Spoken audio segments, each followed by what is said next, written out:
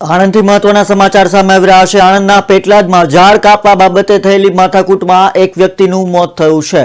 આણંદની Indira colony વિસ્તારમાં યુસુફ મિયા મલેક અને સબ્બીરના પરિવાર વચ્ચે માથાકૂટ થઈ હતી, જે મામલે માથાકૂટને લઈ ગાડી ચડાવી દેતા ઈશ્વર ઠાકોરને ગંભીર ઈજાઓ થતા તેનું મોત નીપજ્યું હતું। ગાડી ચડાવી દેતા અન્ય બે વ્યક્તિને ઈજાઓ પહોંચી છે।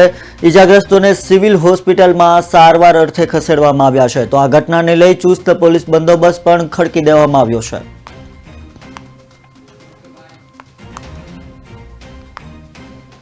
આ મારા ઘરે જ વરવાડ થઈ છે। એ જેની જોડે વરવાડ થઈ છે મારા સસુર, મારા હસબન્ડ અને મારા દેવર હતા। એ જાંબુડાની બાબતે વરવાડ થઈ છે। એ જાંબુડો પણ અમારો જ છે અને અમે જ ખાલી દાળ એની કાપેલી।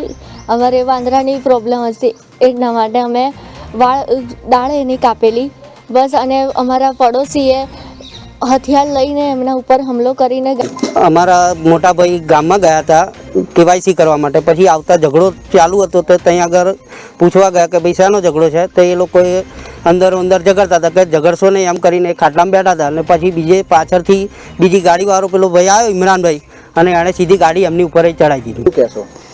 મારા કાકા એ જતા હતા તો એમને બેઠા એમને આમ કહું વળશો નહીં, છોડાવા ગયા, એમાં આવું કર્યું। આ મારા ઘરે જ વરવાડ થઈ છે। એ જેની જોડે વરવાડ થઈ છે મારા સસુર, મારા હસબન્ડ અને મારા દેવર હતા। એ જાંબુડાની બાબતે